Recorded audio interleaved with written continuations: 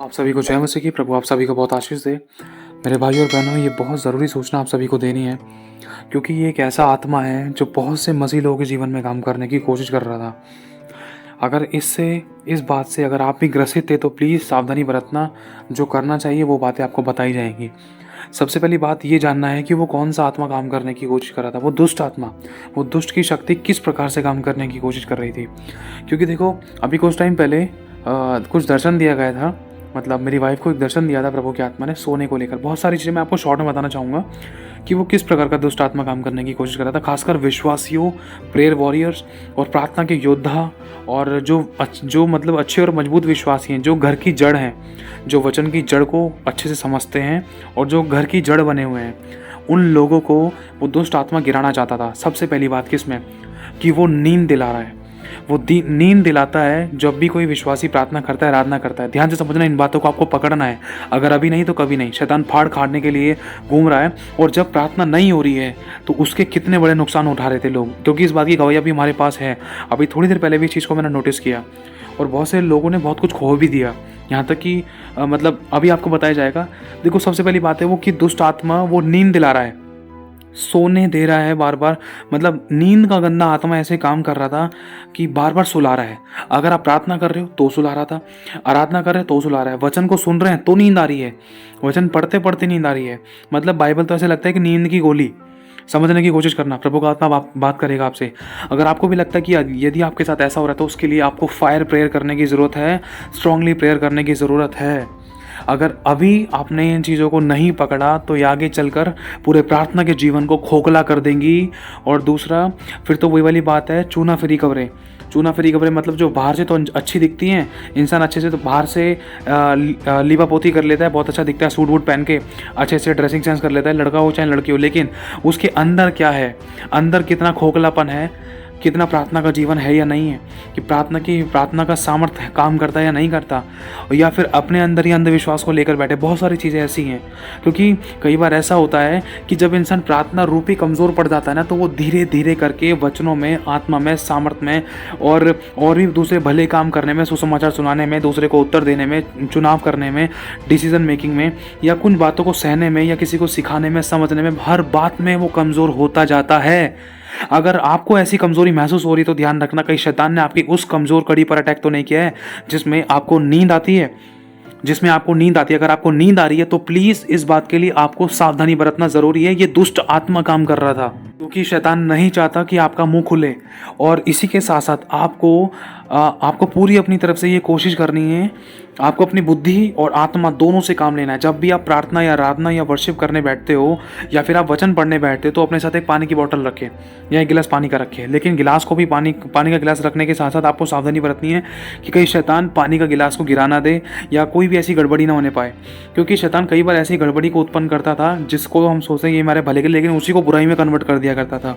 कहीं बाइबल गीली ना कर दे, कहीं आपसे इधर उधर पानी गिर ना जाए, ध्यान कॉन्सेंट्रेट बिगड़ ना जाए, कहीं कपड़े गीले ना कर दे, आपको पढ़ने की जगह आपको दूसरे काम में ना लगा दे, कहीं काम ना बढ़ा दे। सावधानी बरतना जरूरी है। और इसी के साथ साथ अगर आप बुद्धि और आत्मा दोनों से काम लोगे तो आप शैतान के सर को कुचल सकते हो। ठीक है, जब भी आप प्रार्थना, आराधना, वर्शिप करने या प्रार्थना करने बैठ रहे हो, या वचन पढ़ने बैठ रहे हो, तो आप अपने साथ पानी रखो। और इसी के साथ साथ हो सके तो तेल से अपने लिए प्रार्थना करो। तेल से हल्का सा तेल लो, या कोई भी तेल है आपके घर में, गोले का है, सरसों का तेल है, उस पर हाथ रख के दुआ करो, प्रभु तेरे लहू की सामर्थ्य इस तेल में आ जाए, तेरा अभिषेक इस तेल में आ जाए, और जैसे ही मैं इस तेल को लगाऊं तो मेरे छुटकारे होने पाए, कोई नींद का गंदा आत्मा काम ना करे। प्रभु मेरे मन, विचारों पर, बुद्धि और ज्ञान और समझ पर तेरा आत्मा कब्जा करे। जैसे ही मैं इस तेल को लगाता हूँ, प्रभु परमेश्वर प्रार्थना करे बिगर, और अच्छे से तेरे साथ उपस्थिति में समय बिताए बिगर मुझे नींद नहीं आने पाएगी। प्रभु ऐसा ही होगा, तू मेरी मदद सहायता करना। ऐसा करके आप तेल लगाओ। और इसी के साथ आपको क्या करना है, आप जब पानी को लेकर बैठते हो अपने साथ में प्रार्थना करने के लिए, जब भी आपको नींद आ रही है, जैसे ही नींद आपको 1% आपको महसूस हो रहा है ना, ये मत सोचना अरे हल्की फुल्की नींद आ गई थी, इतना तो कंट्रोल हो जाएगा, कोई बात नहीं, पानी वहाँ रखा है, बाद में ले लूँगा। नहीं, हल्का सा भी आलस दिखाया तो वहीं पर शैतान अटैक कर सकता है कि और आपको नींद आ जाएगी। कब पता नहीं चलेगा, कब आधा घंटा, 1 घंटा, 2 घंटे, 2.5 घंटे निकल गए, कब पता नहीं चलेगा कि प्रार्थना करी नहीं करी। और हम इस बात को लेकर सोचकर अपने आप को भ्रम में रख सकते हैं, या फिर अपने आप को इस बात को लेकर हम इस अंधे झूठ में रह सकते हैं कि हम सोच सकते हैं कि हाँ भी चल प्रार्थना में तो बैठा था, कोई बात नहीं प्रभु, टाइम तो हो गया। नहीं, शैतान की चालों से अनजान मत रहना। जैसे ही आपको लग रहा है कि हल्की फुल्की नींद आ रही, तो उसी समय पानी को हाथ में लेकर हल्का सा अपनी आंखों में डाल लो, आईब्रो भी खोलो, अपने सर पे हल्का सा आधा पौना ढक्कन डाल लो, और या तो हाथ में लेकर पानी को एक ढक्कन हाथ में लेकर उसको मीड़ कर और अपनी आंखों में लगा सकते हो। तो ये काम करना ज़रूरी है, क्योंकि मेरे भाई और बहनों, नींद का त्याग करना ज़रूरी है। और शैतान चाहता है कि नींद दिलाना, और इसीलिए प्रभु का आत्मा कहता है जागृत रहो कि तुम परीक्षा में न पड़ो। क्योंकि हुआ क्या कि जब यीशु मसीह प्रार्थना कर रहे थे, तो उस समय यीशु मसीह ने अपने चेलों से कहा था कि तुम मेरे साथ एक पैर भी न जाग सके, तुम सोते रहे। प्रभु कहकर गया कि जागते रहो कि तुम परीक्षा में ना पड़ो। और जब वो सो रहे थे ना, उस समय तो उनको मजा आ गया, लेकिन उस समय तो उनको बहुत आनंद आया। लेकिन जब उसी समय जब परीक्षा उनकी शुरू हो गई ना, कि वहाँ पर लोग मतलब सिपाही आ गए कुछ पकड़ने के लिए, जिसमें पतरस को पकड़ लिया था, जिसमें यीशु मसीह ने कहा था इसे छोड़ दो, इनको छोड़ दो, मुझे जाने दो। मतलब उसी समय उन लोगों की परीक्षा शुरू हो गई थी। मेरे भाइयों और बहनों, चेलों ने जब प्रभु की बात नहीं मानी थी, तो उन्होंने फटका खाया था। इसीलिए मैं आपको बताना चाहता हूँ, मैंने वरन प्रभु का आत्मा कहना चाहता है कि जागृत रहना ज़रूरी है। और शैतान सुलाना चाहता है, चाहे बहाने कुछ भी हो, चाहे बॉडी पेन हो, चाहे कुछ भी चीज़ हो, लेकिन आप कल की प्रार्थना के लिए आज ही प्रार्थना करें कि प्रभु जब कल मैं प्रार्थना में बैठूँ तो मुझे कोई नींद ना आने पाए। आप एडवांस में ही प्रार्थना का बैकअप अपने लिए रखें कि प्रभु जब कल मैं प्रार्थना में बैठूँ, आराधना में बैठूँ, तो मैं बिल्कुल भी थकावट ना मुझे महसूस हो और ना ही मुझे नींद आए। मैं अच्छे से प्रार्थना आराधना करके, आपके दर्शन और स्वप्न देखकर, आपसे बातचीत करके, आपको सुनकर और आपकी आराधना स्तुति करके, आपके वचनों को पढ़कर ही मुझे नींद आए। ठीक है। और इसी के साथ साथ जैसे ही आपको आज, उदाहरण के तौर पर आज आप प्रार्थना करने जा रहे हो, आपका टाइम हो रहा है प्रार्थना का, तो प्रार्थना का टाइम होने से पहले ही आपको छोटी सी प्रेयर करनी है। अभिषेक का तेल अपने सर पे लगाना है और उसके बाद पानी को साथ में लेकर बैठना है। जब आप प्रार्थना करने के लिए बैठते हो तो कोशिश करो कि मुंह धोकर बैठे। अगर मुंह धोकर भी नहीं बैठ रहे हो, लेकिन जब भी आपको हल्का फुल्का लग रहा है कि आपको हल्की झपकी आने को हो रही, तो उसी समय प्रार्थना का पानी, वो जो ब्लेस करा है आपने, जिसमें लहू की सामत मांगी है, जिसको यीशु के लहू से ब्लेस किया है आपने, उस पानी को अपनी आंखों पर छिड़काव कर लो, फिर उसके बाद प्रार्थना करो। लेकिन इसी के साथ साथ जब आप प्रार्थना करते हो, तो प्रार्थना करते करते कई लोगों के मन में, अब ये दूसरा स्पिरिट कौन सा काम कर रहा है, इस बात का ध्यान रखना।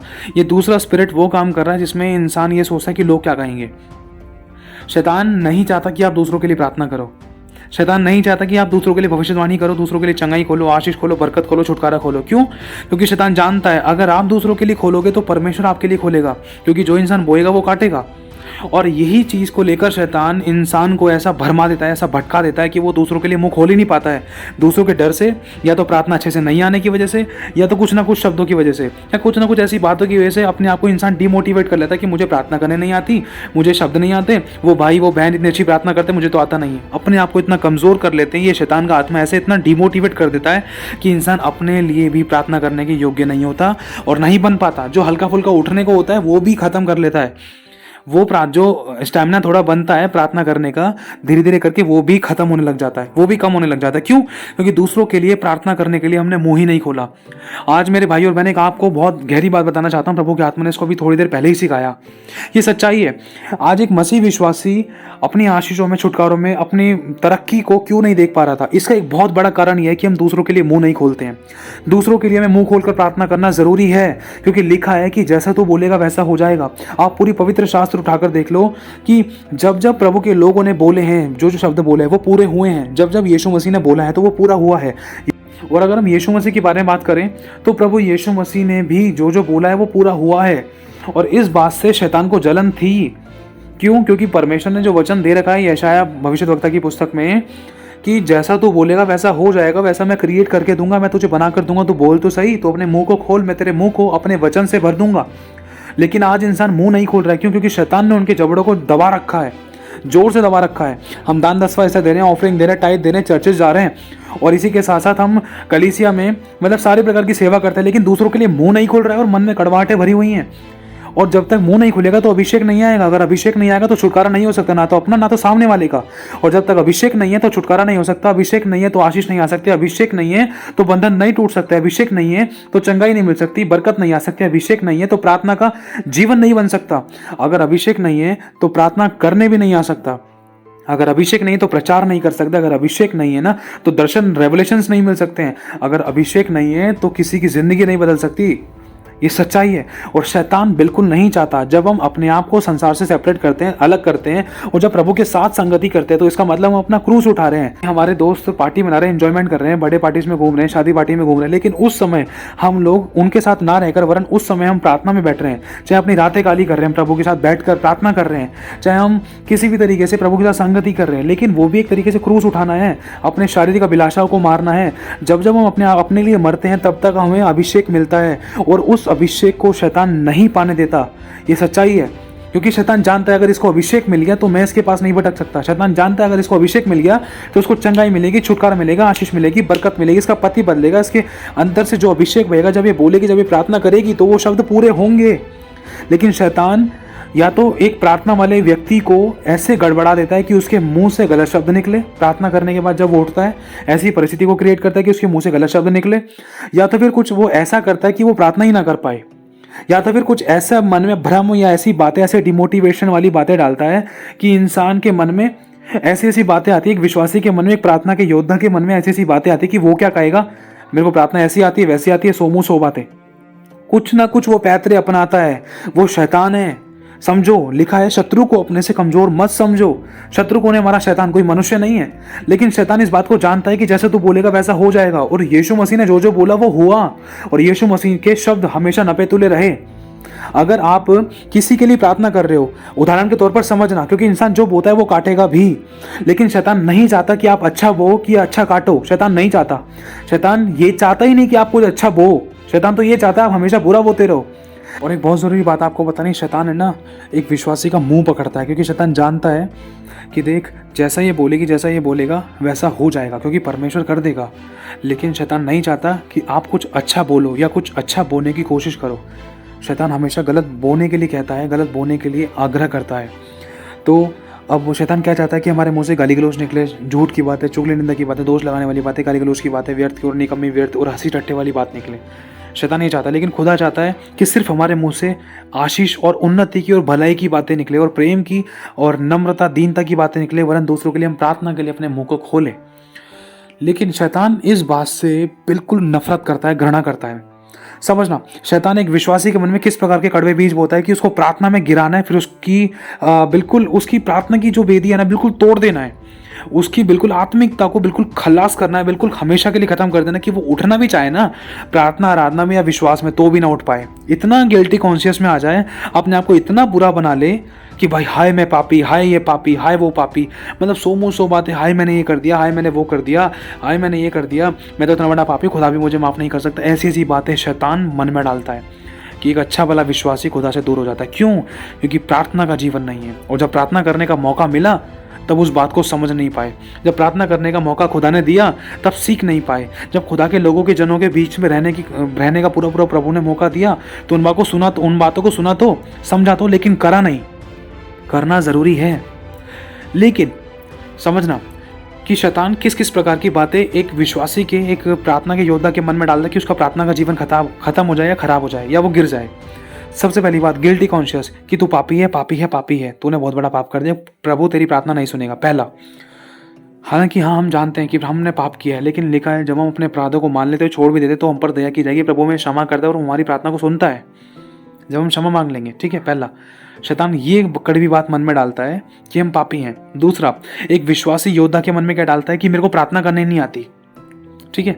तीसरा, कि लोग क्या कहेंगे, मेरे शब्द ऐसे हैं, मेरे वैसे हैं, यार पता नहीं वो इतनी अच्छी प्रार्थना करती है, वो इतनी अच्छी प्रार्थना करता है और मेरी प्रार्थना देखो, नहीं मैं नहीं कर रहा प्रार्थना। तीसरा, ये चीज़ बहुत बड़ा रीज़न है एक विश्वासी की आत्मिक उन्नति क्यों नहीं होती है। सबसे बड़ा कारण उसका ये है, क्योंकि शैतान ने उसके मुंह को भलाई की बातों के लिए, प्रार्थना की बातों के लिए खुलने से बंद करके रखा है। वो बिल्कुल नहीं खुलने देता। ऐसी बातें शैतान ने कड़वे बीज मन के अंदर डाल रखे थे। 3 बातें बता दी हैं। चौथी, डर आता है और शक आता है, पता नहीं मेरी प्रार्थना के द्वारा सामने वाला चंगा होगा या नहीं होगा। शक और डर इसलिए आता है कि हमारा प्रार्थना का जीवन नहीं है। अब प्रार्थना का जीवन किसे कहते हैं, कैसे बनेगा, वो भी बताया जाएगा, कैसे शैतान पर जा पाएंगे। तीसरा बता दिया आपको, चौथा ही बता दें कि शक और डर आता है। अब पांचवा, इंसान क्या सोचता है कि अब यार मेरे पास समय नहीं है। शैतान कई बार विश्वासी को, एक अच्छे प्रार्थना के योद्धा को इतना बिजी कर देता है कि वो काम में बिजी, रोटी कपड़ा मकान में बिजी, कि या तो उसके शरीर को इतना थका देता है कि वो प्रार्थना करने के लिए बैठ ही नहीं सकता। अगर कोई प्रार्थना के लिए कह भी रहा है तो आलस, समझना, या फिर इग्नोर, ऐसी ऐसी बातें। और शैतान का एक और जलता हुआ तीर है जो एक विश्वासी के ऊपर फेंकता है कि लोग क्या कहेंगे। देखो, सबसे बड़ा रोग क्या कहेंगे लोग, लोगों का काम है कहना। और इसी बात को लेकर, हालांकि कोई कुछ कह नहीं रहा है, कोई कुछ सोच भी नहीं रहा है इन बातों के बारे में, लेकिन एक विश्वासी खुद ही इन बातों को अपने मन के अंदर सोचने लग जाता है। शैतान उसके मन में ऐसी ऐसी बातें डालता है कि देख वो क्या सोचेगा, तेरी प्रार्थना ऐसी है, तेरी प्रार्थना वैसी है, तेरी प्रार्थना में ये गड़बड़ी हो गई, ये गलती हो गई, तेरे मुंह से ये शब्द निकल गया। बहुत सी ऐसी बातों को शैतान मन में डालता है कि एक विश्वासी प्रार्थना करने की इच्छा ही नहीं रखता है। और इसी कारण, एक इस कारण भी, और दूसरा, कई बार परमेश्वर के लोग मौका देते हैं, प्रार्थना करो।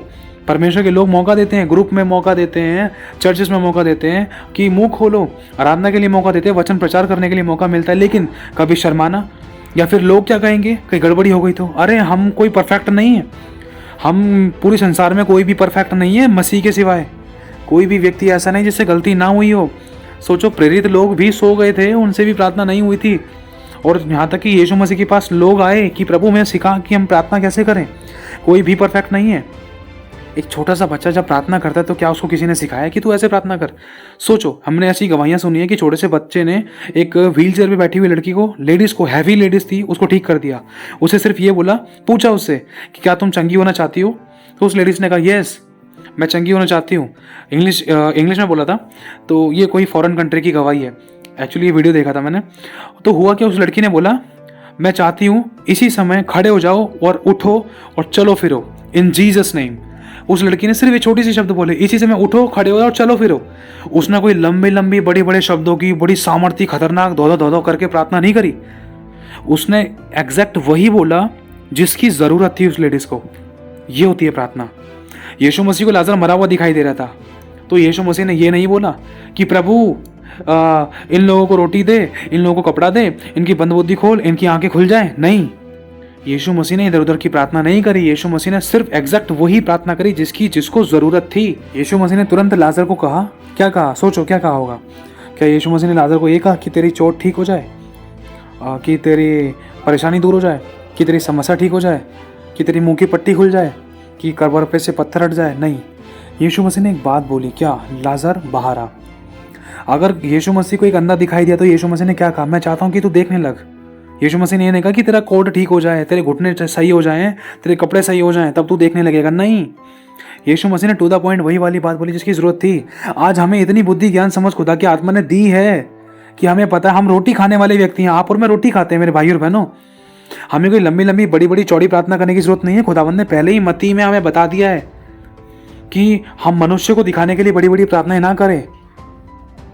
हमें परमेश्वर से जो वो प्रार्थना कर रही है स्पेसिफिक, जो जरूरी है, सिर्फ उन्हीं शब्दों को।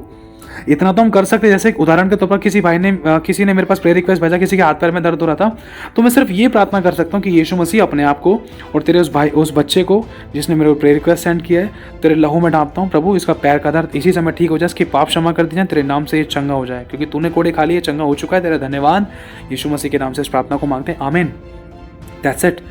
हो गई 10 सेकंड के अंदर प्रार्थना। जैसे ही आमीन बोला, फिर उसके बाद यीशु मसीह, मैं अपने आप को तेरे पवित्र सामर्थ्य निर्दोष लहू से धोता हूँ, आपके सिरदर्द को पैरा मेरे चारों तरफ लगाता हूँ, यीशु के नाम से, आमीन। हो गई। ये सब बिल्कुल परफेक्ट प्रार्थना हो गई। कैसे? कि जिसमें मैंने अपने आप को, सामने वाले को यीशु के लहू में ढांपा। इसलिए ढांपा कि सामने वाले के अंदर से दुष्ट आत्मा तो निकल जाएगी। अगर हम दुष्ट आत्मा निकाल रहे हैं, अगर कुछ भी ऐसी प्रार्थना कर रहे हैं, तो सामने वाले के अंदर जो आत्मा काम कर रहा था, चाहे वो बीमारी का था, चाहे वो कर्जे का था, चाहे वो घटी का था, तो वो दुष्ट आत्मा हम पर अटैक ना करे। इसलिए अपने आप को, सामने वाले को यीशु के लहू में ढांपा जाता है। ये तरीके हैं, क्योंकि इन चीज़ों को हमने अपनी ज़िंदगी में अपनाया और हमने अटैक भी बहुत इन चीज़ों के अंदर देखे थे। क्योंकि मेरा भी प्रार्थना का जीवन बहुत बिगड़ गया था, क्योंकि जब मैंने अपने आप को, सामने वाले को यीशु के लहू में नहीं ढांपा, बिना सोच विचार के ऐसे सामने मतलब दिखाने के लिए प्रार्थना कर दी। ये बहुत लंबे टाइम पुरानी बात बता रहा हूँ आपको मैं, लगभग शायद 1 साल हो गया होगा, हाँ 1 साल से ऊपर इस बात को। तो इसलिए पहले अपने आप को, सामने वाले को यीशु तेरे लहू में ढांपता हूँ, कवर करता हूँ। फिर उसके बाद सामने वाले ने जो समस्या आपको बताई है, उस समस्या के विपरीत में आपको प्रार्थना करनी है। समस्या है कोर्ट केस, तो कोर्ट केस, यीशु तेरे नाम से इसका कोर्ट केस खत्म हो जाए। प्रभु, तू उसका न्यायी है, तू उसका जज है, तू काम कर, आमीन। बस प्रभु, इस बहन की बीमारी से इसको आज़ाद करने के लिए, इसको चंगा करने के लिए तेरे नाम से मैं तेरा धन्यवाद देता हूँ। तेरे नाम से इसके पाप क्षमा कर दीजिए। आपको पापों को क्षमा ज़रूर करना है। सिंपल, होगी खत्म प्रार्थना। जैसे ही आप प्रार्थना को पूरा करते हो आमीन बोलकर, उसके बाद आपको अपने आप को, यीशु तेरे पवित्र सामर्थ्य निर्दोष लहू से मैं अपने आप को धोता हूँ, ताकि कोई भी दुष्ट की शक्ति का अटैक हम पर ना होने पाए। और इसी के साथ साथ यीशु का लहू जब हम अपने ऊपर लगाते, अपने मुंह से बोलकर उस पवित्र सामर्थ्य निर्दोष लहू को अपने ऊपर लगाते, तो दुष्ट आत्मा का अटैक हम पर नहीं हो सकता, क्योंकि हम पुराना नियम इस बात को जानते हैं। पुराना नियम हमें बताता है कि जहाँ जहाँ मेमने का लहू लगता है वहाँ से लाए बलाए लांग के जाती हैं और दुष्ट की शक्तियाँ हमें छू नहीं सकती हैं। बीमारी, परेशानी, कर्जा, गरीबी, घटी समस्याएं, दुख, तकलीफ हमारे पास नहीं आ सकती हैं, हमें छू नहीं सकती हैं, क्योंकि हमारे निकट 1000 हमारी दाहिनी ओर 10,000 गिरेंगे परंतु कोई हमारे पास ना आएगा, क्योंकि मेमने का लहू हमारी रक्षा सुरक्षा करता है। इसीलिए लास्ट में प्रार्थना करने के बाद अपने आप को निर्दोष लहू से धोना है। कितना टाइम लगेगा इसमें? इतना तो कर ही सकते, लेकिन शैतान नहीं चाहता कि हम अपने मुंह से किसी के लिए प्रार्थना करें या भविष्यवाणी करें। हमें भविष्यवाणी करना ज़रूरी है। अगर किसी के आंखों में दर्द था, यीशु के नाम से मैं भविष्यवाणी करता हूँ, अपने आप को, इस बच्चे को तेरे लहू में ढांपकर तेरे नाम से भविष्यवाणी करता हूँ, यीशु इसकी आंखों की रोशनी इसी समय आ जाए या इसकी आंखों का धुंधलापन खत्म हो जाए। मैं भविष्यवाणी करता हूँ कि इसी समय से इसको आराम मिलना शुरू हो रहा है। और इसी के साथ साथ जैसे किसी ने आपके पास प्रेयर रिक्वेस्ट सेंड किया कि भाई बहन मेरे लिए प्रार्थना कर दो, मेरे घुटने पे दर्द हो रहा था, तो बस नॉर्मली आपको प्रोफेसी करनी है, भविष्यवाणी करनी है। यीशु अपने आप को, इस भाई को तेरे लहू में ढांपता हूँ जो उसके घुटने में दर्द हो रहा था, यीशु तेरे नाम से इसका घुटना बिल्कुल ठीक होने जा रहा है। मैं घोषणा करती हूँ, मैं भविष्यवाणी करता हूँ, ये चंगा होने जा रहा है, इसी समय छुटकारा इसका हो गया। आमीन। बस हो गया, होने जा रहा है, आप बोल सकते हो। ठीक है, हो गया बोलोगे तो ऑन द स्पॉट उसकी ज़िंदगी में चमत्कार दिखाई देगा, लेकिन आपको मजबूती से विश्वास के साथ बोलना है। बस आपको बोलना है, बाकी काम प्रभु का है, बाकी काम सामने वाले का भी है, उसको विश्वास से अपने लिए ग्रहण करना भी है। ताली दो हाथ से बजती है। ठीक है, अगर किसी का कोई काम नहीं बन रहा था, किसी के ऊपर कर्जा था, अगर किसी ने आपको रिक्वेस्ट दिया तो आप बोलो, प्रभु अपने आप को, उस भाई को, उस बहन को तेरे लहू में ढांपती हूँ। प्रभु मैं प्रार्थना करती हूँ कि इसका कर्जा उतरने जा रहा है। मैं भविष्यवाणी करती हूँ तेरे स्वर्गदूत इसकी मदद सेवा टहल करने के लिए आ रहे हैं। बस प्रभु इसका कर्जा उतारने के लिए तेरा धन्यवाद। मैं भविष्यवाणी करती हूँ इसका कर्जा उतरने जा रहा है, इसकी ज़रूरतें पूरी होने जा रही हैं, दूसरों को देने वाली बनेगी। प्रभु तेरे नाम से ऐसा ही होगा। आमीन। बस हो गई प्रार्थना। लास्ट में अपने आप को, यीशु तेरे निर्दोष लहू से अपने आप को धोती हूँ, तेरे स्वर्गदूतों का पैरा मेरे चारों तरफ लगाती हूँ। आमीन। बस हो गई प्रार्थना। इतना तो कर सकते हैं हम। और शैतान नहीं चाहता कि हम दूसरों के लिए बोएं, लेकिन जब आप ऐसा करना शुरू करोगे, अगर आप 20-20, 30-30 सेकंड की प्रार्थना दूसरों के लिए करना शुरू करोगे ना, तो ध्यान से सुनना, अब आती है बहुत गहरी बातें। जब आप ऐसा करना शुरू करोगे तब आपकी आत्मिक उन्नति होगी, आपकी आत्मिक उन्नति होगी, और आत्मिक उन्नति होने के साथ साथ आपका कनेक्शन खुदा के साथ और अच्छा हो जाएगा। जब आप प्रार्थना आराधना में बैठोगे तब आपके मुंह से प्रार्थना निकलना शुरू हो जाया करेगी, अपने आप ही, ऑटोमेटिकली। आराधना चल रही है, आराधना चलते चलते अपने मुंह से प्रार्थना निकल रही है। क्यों? क्योंकि हैबिट हो गई, आपको पता चल गया कि किस समय पर क्या चीज़ बोलनी है, क्या भविष्यवाणी करनी है। आत्मा आपको याद दिलाएगा। कैसे? वो जो अभिषेक उस पवित्र की ओर से किया गया है वो आपके ऊपर आ रहा है। कैसे आ रहा है? वो प्रार्थना करने के द्वारा। कैसे? जब आप मुंह खोल रहे हो, किसके लिए? दूसरों के लिए। कैसे? भविष्यवाणी कर रहे हो, तो जो आप बोल रहे हो वो तो काटोगे। ये सच्चाई है। आपका प्रार्थना का जीवन इस तरीके से बढ़ता जाएगा और आपका समय भी खुदा के साथ और बढ़ता जाएगा। जैसे जैसे आप प्रार्थना में मजबूत होते जाओगे, वैसे वैसे आप शैतान की चालों को समझते जाओगे, वचनों से बढ़ते जाओगे।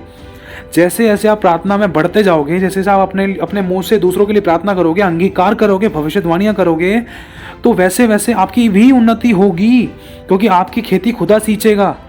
मेरे भाई और बहनों, अगर कोई भी व्यक्ति, भाई बहन, अगर आपको अपना प्रेयर रिक्वेस्ट दे रहा है तो वो इस उम्मीद के साथ दे रहा है कि सामने वाला मेरे लिए प्रार्थना करेगा, तो आपको उसके लिए प्रार्थना करने की पूरी कोशिश करनी है। हो सके अगर उसने कॉल किया है तो कोशिश करो उसकी आवाज़ को सुनकर जो उसने प्रेयर रिक्वेस्ट आपको बता रहा है, बताने के बाद उसके लिए उसी से मैं प्रोफेसी करो, भविष्यवाणी करो, ताकि उसको भी शांति मिले, उसके जीवन में प्रभु चमत्कार भी करें। क्यों? क्योंकि हम भी खुदा के पास इसी उम्मीद के साथ जाते हैं कि खुदा हमारी प्रार्थनाओं का उत्तर दे। समझने की बहुत ज़रूरी बात है। अब आपको दूसरों के लिए जैसे जैसे जब आप भविष्यवाणियां करोगे, प्रार्थना करोगे दूसरों के लिए, अपना मुंह खोलोगे, तो आपके अंदर से वो अभिषेक बहने लगेगा कि आपको वचन प्रभु का आत्मा याद दिलाएगा कि कहाँ पर क्या वचन बोलना है। जब आप भविष्यवाणियां करोगे, प्रार्थना करना शुरू करोगे, दूसरों के लिए मुंह को खोलोगे, तब आपकी जिंदगी में वो आशीष आएंगी। क्योंकि लिखा है, बाइबल का वचन साफ कहता है कि तुम दूसरों पर आशीष खोलो, कल्याण खोलो, बरकत खोलो। अगर सामने वाला उसके योग्य होगा तो उसके पास ठहर जाएगी, तब भी तुम्हें आशीष मिलेगी। अगर वो सामने वाला उसके योग्य नहीं होगा तो वो लौट कर तुम्हारे पास ही आ जाएगी। ऐसा वचन कहता है और वचन झूठा नहीं है। जितना हो सके जो भी चीज़ तुम्हें चाहिए, जो ब्लेसिंग्स आपको चाहिए, वो खोलो, आशीष चाहिए, आशीष खोलो प्रभु, मेरी भी आशीष खोल, मैं उसके लिए प्रार्थना करता हूँ। देख वो घटी में बहन, मैं चाहता हूँ उसको आशीष मिले, तेरे नाम से उसको आशीष मिले, उसकी ब्लेसिंग्स खुल जाएं, उसकी रुकावटें खत्म हो, उसको धन की आशीष मिले ताकि उसका रोना पीटना खत्म हो जाए प्रभु, उसकी धन की आशीष मिले प्रभु ताकि उसका कर्जा समाप्त हो जाए, उसको आशीष मिले प्रभु, उसको आशीष दे। देख मैं उसको दिल से आशीष देता हूँ प्रभु, मैं तेरे से उसकी बहन के लिए प्रार्थना करता हूँ प्रभु। और तेरा ही वचन कहता है अगर मैं दूसरों की खेती सींचूंगा तो तू मेरी खेती सींचेगा। मैं विश्वास करता हूँ तूने मेरे लिए भी आशीष खोल दी है, वो करेगा, खुदा अपने वचन से बना हुआ है। और शैतान नहीं चाहता कि आप दूसरों के लिए प्रार्थना करो या भविष्यवाणी करो, इसीलिए वो एक विश्वासी, एक प्रार्थना के योद्धा के मुंह को बंद रखता है और गालियों के लिए मुंह को हमेशा चालू रखता है। गालियों के लिए कभी मुंह बंद नहीं होता है। एक दूसरे को गलत उत्तर देने में, हंसी ठट्ठा करने में, फालतू की बातें करने में, निकम्मी बातों को बोलने में, सुनने में, हंसने में, समझने में, गलत चीज़ों को देखने में हमारा टाइम, पैसा, एनर्जी तब हमें नहीं लगता कि ये वेस्ट हो रहा है। लेकिन जब खुदा के कामों को करने की कोशिश करते हैं ना, तब या तो शर्म भी आती है, तब बुरा भी लगता है, तब अच्छा भी नहीं लगता है, तब बहुत सी चीज़ों को लेकर मन में आती है यार ऐसे करूँ वैसे करूँ। लेकिन जब गलत कामों के लिए हमारा मुंह खुलता है, जुबान खुलती है, जब हम काम करते हैं, हरकत करते हैं, प्रैक्टिकली करते हैं, तब हम 1% भी अपने आप को रोक नहीं पाते हैं। सोचो, दूसरे को सुनाने के लिए, दूसरे दुनियावी गाने गाने के लिए धड़ल्ले से हमारे मुंह जुबान खुलती है, एक सांस में पता नहीं क्या क्या बोल जाते हैं हम। लेकिन खुदा की महिमा के लिए, दूसरों के लिए दुआ करने के लिए हमारे मुंह से, जुबान से शब्द नहीं खुल रहे हैं, भविष्यवाणी नहीं हो रही किसी के लिए। और हम कहते हैं कि हमें प्रार्थना करते हुए नींद आती है। क्यों आ रही है? आराधना करते हुए नींद आ रही है, वचन पढ़ते हुए नींद आ रही है, प्रार्थना नहीं कर पा रहे, आराधना नहीं कर पा रहे, हाथ पैरों में दर्द हो रहा था, चमत्कार नहीं हो रहे, छुटकारे नहीं हो रहे, मेरी जिंदगी नहीं बदल रही, हालात नहीं बदल रहे, परिस्थिति नहीं बदल रही। क्यों बदलेगी? कैसे बदलेगी भाई? हमने दूसरों के लिए कितनी प्रार्थना करी है, खुदा ने मौके दिए, हमें सिखाया है वचनों के द्वारा, प्रार्थना के द्वारा, आराधना के द्वारा, ऐसे अभिषिक्तों के बीच में रहे हैं, हमने सीख तो लिया, समझ तो लिया, लेकिन उस चीज को अपना नहीं रहे हैं, सीख कर समझ कर बैठ गए। जैसे समुद्र करता है, समुद्र नदियों को भी अपने अंदर सोखता रहता है, नालों को भी अपने अंदर सोखता रहता है, इसलिए वो खारा हो गया है, वो किसी के योग्य नहीं है, वो किसी के ग्रहण योग्य नहीं है। लेकिन नदियां देती रहती हैं, मतलब कभी तालाब में नदियों का पानी जा रहा है, कभी समुद्र में नदियों का पानी जा रहा है, और बहती रहती हैं वो, इसलिए वो कभी खारी और कड़वी नहीं होती, हमेशा वो मीठी होती है, इसीलिए वो साफ होती है। क्यों? क्योंकि देना मसीह यीशु का स्वभाव है और आप और मैं उसकी संतानें हैं। हमें देना जरूरी है, क्या जो उसने हमें दिया है, क्या भविष्यवाणी करनी है। सामने वाले को चंगाई चाहिए तो हमें प्रार्थना करके उसके लिए चंगाई को रिलीज करना है, अपने आप को सामने वाले को यीशु के लहू में ढांप कर, और लास्ट में यीशु के निर्दोष लहू से धोना है अपने आप को। हो गया काम। प्रभु कर्जदार नहीं है आपका, आपने दूसरों के लिए प्रार्थना करी है तो खुदावन आपके लिए 10 लोगों को खड़ा कर देगा, आपकी भलाई के लिए, आपकी प्रार्थना करने के लिए, या आपको ऊंचा उठाने के लिए। आपकी गड़बड़ी के टाइम पर वो लोग काम आएंगे। कौन से काम आएंगे? जिनको खुदा ने आपके लिए खड़ा किया है। क्यों? क्योंकि आप दूसरों के लिए खड़े हुए हो ना प्रार्थना करने के लिए, तो खुदा खड़ा नहीं करेगा। खुदा कर्जदार नहीं है, ध्यान रखना। आप भूल सकते हो अपनी प्रार्थना को, लेकिन खुदा नहीं भूल सकता आपकी प्रार्थना को। खुदा काम करता है और आपकी प्रार्थनाओं के ऊपर खुदावन कितना भरोसा करता है कि मेरे बच्चे उसके लिए प्रार्थना करेंगे तो उसके जीवन में काम होगा। लेकिन बच्चे तो मुंह खोल ही नहीं रहे हैं, बेटी बेटा तो मुंह खोल ही नहीं रहे हैं। संसारिक बातों के लिए, संसारिक कामों के लिए कितना मुंह खुल रहा है। बाप को भी कैसा लगता होगा, अरे मेरी बेटी, मेरे बेटे, जब तुझे कुछ चाहिए होता तो तू मेरे पास आता है, मैं तुझे यूं ही देता हूं। लेकिन तू दूसरों के लिए मुंह क्यों नहीं खोल रही है? दूसरों के लिए मुंह क्यों नहीं खोल रहा है? दूसरों को क्षमा क्यों नहीं कर रहा है? दया क्यों नहीं कर रहा है? दूसरों के लिए प्रार्थना क्यों नहीं कर रहे तुम लोग? मैंने तुम्हारे लिए क्या कमी छोड़ दी? क्या मैं तुम्हारी प्रार्थनाओं को नहीं सुनता? क्या मैं उत्तर नहीं देता? तो मेरे भाई और बहनों, खुदा चाहता है कि हम अपना मुंह खोलें। अगर मुंह खोलेंगे तो वो अभिषेक आएगा जिसके द्वारा हमारा प्रार्थना और आराधना और वचनों का जीवन मजबूत होगा।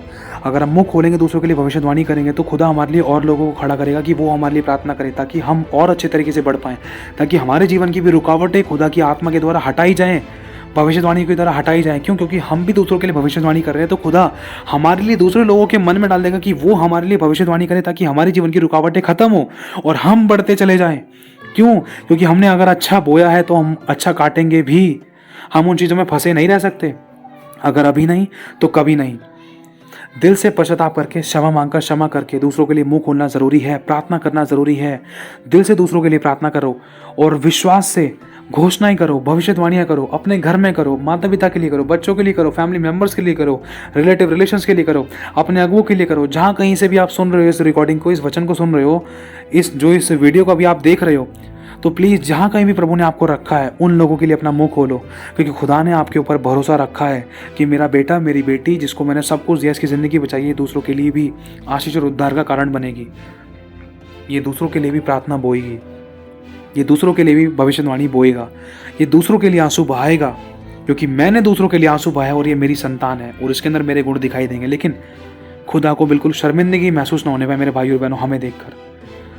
तो बस प्रभु ये चाहता है कि हम अपना मुंह खोलें, क्योंकि अंत के दिनों में ये शैतान दुष्ट आत्मा ऐसे काम कर रही थी कि बहुतों को नींद आ रही थी, किसी को इतना बिजी कर दिया, किसी के मन में ऐसी गिल्टी कॉन्शियस डाल दी कि उसने प्रार्थना करना ही बंद कर दिया। जब जब मसीह व्यक्ति का प्रार्थना का जीवन खराब होता है तब तब वो खुदा से दूर होता है, चाहे बहाने कुछ भी बन जाए खुदा से दूर होने के। ध्यान रखना, अगर जिसका प्रार्थना का जीवन मजबूत है ना, तो कितनी बड़ी आंधी तूफान आ जाए तो मेरे भाई और बहनों एक ऐसा अभिषेक बहता है कि इंसान खुदा के रास्ते पर बना रहता है। ध्यान रखना इस बात का, ये सच्चाई है, क्योंकि वो प्रार्थना हमें परमेश्वर की और निकट लेकर आती है। प्रार्थना हमें खुदा के साथ जोड़ती है। प्रार्थना वो है आपकी जैसे उदाहरण के तौर पर जैसे एक बिजली का तार है, उसके अंदर से करंट नहीं दिखाई देता लेकिन बल्ब जलता है। प्रार्थना वो है जो आपको खुदा के रास्ते पर खड़ा करके रखती है, मजबूती से बनाए रखती है। लेकिन शैतान उसी मेन जड़ पर अटैक मारता है कि आपको ना तो किसी के लिए प्रार्थना करने दे, ना तो अपने लिए आप प्रार्थना कर पाओ, और अगर अपने लिए बैठते भी हो तो आपको इतना बिजी कर दो, इतना थका दो, इतना परेशान कर दो, या इतना समस्या में डाल दो, या इतना प्रेशर डाल दो, या इतना आपका विरोध करवा दो कि आप प्रार्थना ही ना कर पाओ, ना अपने लिए ना दूसरों के लिए। क्यों? ताकि आप ना बढ़ पाओ, ताकि आप खुदा से दूर हो जाओ।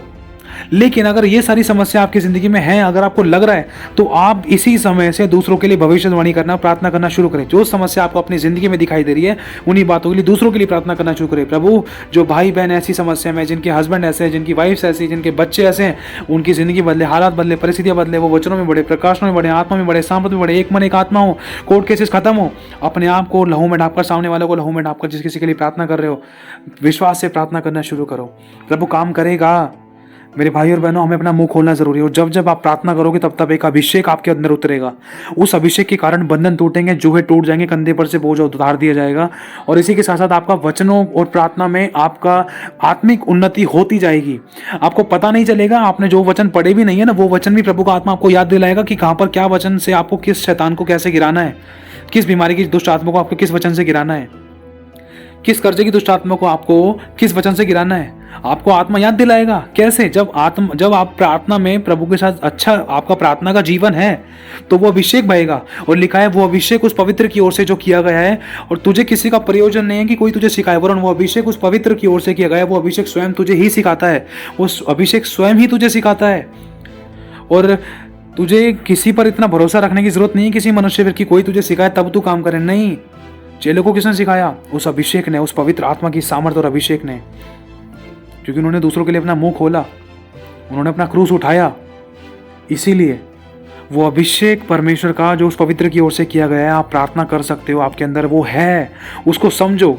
डिमोटिवेट मत होना, दूसरों को देखकर मत करो। चाहे आज गड़बड़ी हो रही थी प्रार्थना करने में, लेकिन कल नहीं होगी, हमेशा नहीं होगी। खुदा हमें उठाता है, हम गिर तो गए लेकिन पड़े नहीं रहे, लेकिन खुदा ने उठा लिया, याद रखना, उसने पड़ा नहीं रहने दिया। एक छोटा सा बच्चा होता है, वो एक बार में पैरों पर चलना, भागना, दौड़ना सीख नहीं लेता। वो गिरता भी है, संभलता भी है, उसको उठाया जाता है, बार बार खड़ा किया जाता है। रोता भी था, कोई नहीं, आज हम रो रहे थे, बिलख रहे थे, लेकिन अभी भी खुदा ने हमारा हाथ पकड़ रखा है, वो चलाएगा। प्रार्थना करना जरूरी है, प्रार्थना प्रार्थना और प्रार्थना करते रहो। मेरे भाई और बहनों, प्रभु के दास बिली ग्राम जी ने भी इस बात की गवाही दी है। वो जिंदगी में 3 बातें जरूर करा करते थे। पहला प्रार्थना, दूसरा प्रार्थना, और तीसरा प्रार्थना। ध्यान रखना इस बात का। जब जब आप प्रार्थना करोगे तो खुदा के नज़दीक आते हो। जब जब आप प्रार्थना करते हो तो आपके अंदर एक अभिषेक आता है जो आपको पता नहीं चलता, लेकिन जब उस प्रार्थना के समय से आप हटते हो, कहने का मतलब जब आप प्रार्थना करके हटते हो, जब आप दूसरों के लिए कुछ बोलोगे ना, तो वो देखो पूरा होने लगेगा। क्यों?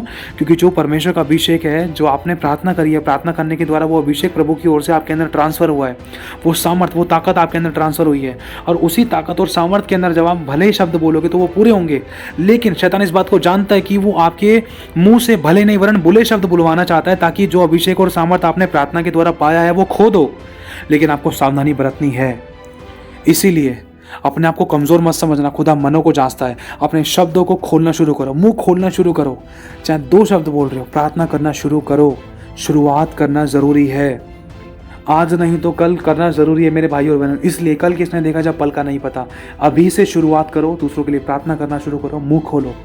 प्रभु आपको बढ़ाएगा वचनों में, आत्मा में, सामर्थ में, अभिषेक में, ताकत में और अनुग्रह में। और इसी के साथ साथ खुदावन आपका प्रार्थना का जीवन भी स्ट्रांग करेगा।